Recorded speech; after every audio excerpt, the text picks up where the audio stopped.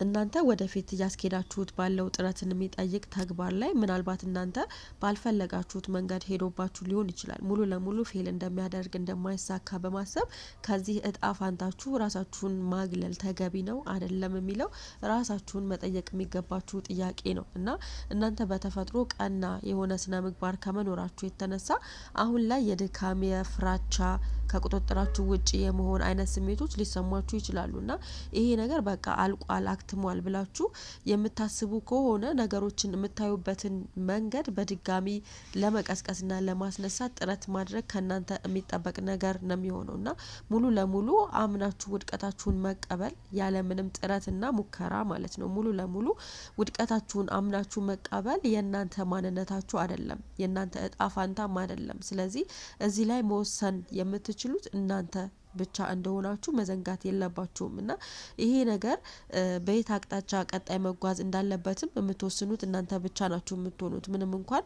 እናንተ በፈለጋችሁት ፕላን ባደረጋችሁት መልኩ ነገሮች እየሄዱላችሁ ባይሆን እንኳን ነገር ግን አሁንም ወደ ጥሩና ቀና ወደ ሆነ መንገድ መምራት የምትችሉ እናንተ እንደሆናችሁ አሁንም መዘንጋት መቻል የለባችሁም። ስለዚህ በዚህ ነገር ላይ እምነት ሊኖራችሁ ይገባል። ከዛም በድጋሚ ለመሞከር ጥረት ለማድረግ ብትሞክሩ ስኬታማ የመሆን እድላችሁ ከፍተኛ ይሆናል ማለት ነው።